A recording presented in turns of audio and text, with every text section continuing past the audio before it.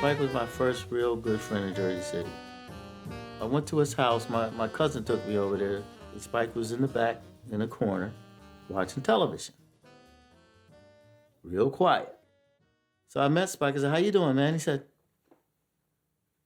"You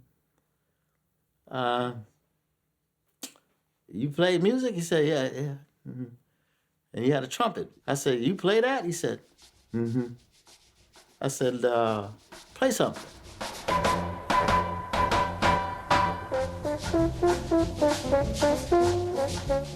So he played Desafinado. He played straight through, flawless. And I said, "Wow, man, you want to start a group?" The first person we met was Ricky, and then Ricky introduced us to George. We had a drummer, but we didn't have any drums, and George had drums. Ricky, we were best friends forever.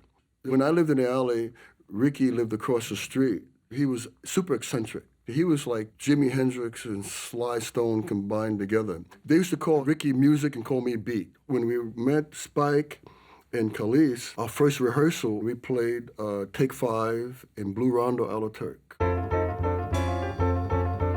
We finished that practice, and I was going into Mr. Green's to get some gumdrops. And so Khalees says, "Hey, you want to be our drummer?" And I said, "Yeah, why not?" I met Dennis. I didn't meet him. I saw him playing in the auditorium. He was playing the theme from the television show, Clutch Cargo. Clutch Cargo. I mean, you watching cartoon Clutch Cargo on television, he's sitting there playing it. It's like, wow, he's playing the theme from Clutch Cargo. My first day in high school, I seen this big body, because Charles was a big bony guy, walking the opposite direction. He stopped me and said, "I hear you play drums." And now I had a little ego. I'm going, my reputation precedes me. Wow, they know already who I am. I met Charles in school. We were in the same class, Spanish class, Mrs. Jacobs. He wants to talk about guitar playing. So he's drawing, the 6-string chart there. And we're in class, we're in the middle class, teachers up there.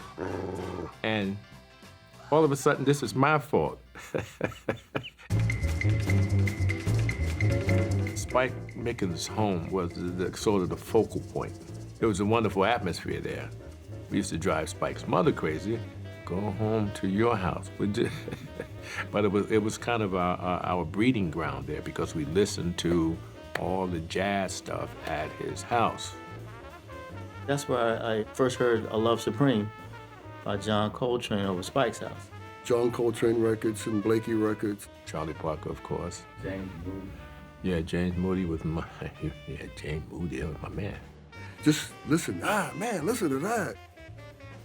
Kool was more absorbed in being with the Avengers than being with the band, You come up there, take John Coltrane off. I'm studying. Here comes "How Sweet It Is to Be Loved by You," Marvin Gaye. And they said, "Come on, Bill. This punch me like a punching bag." Until they realized that jazz had something to offer to their hungry minds. Khalees said something to me about, "Why don't you try playing the bass?" I said, "Playing the bass?" I learned this song, "Coming Home Baby." You can play the whole song on one string. That's the only thing I knew. Charles was into Motown, and he used to show me some licks on the bass. We started calling ourselves the Jazzbirds. And we swore we would never play rock and roll. We were anti-Motown. Nope. We wanted to be like Miles Davis and Lee Morgan and Freddie Hubbard. I mean, all the jazz greats. That's what we wanted to be like. But we ended up, we played it all. And we had a lot of fun. We did.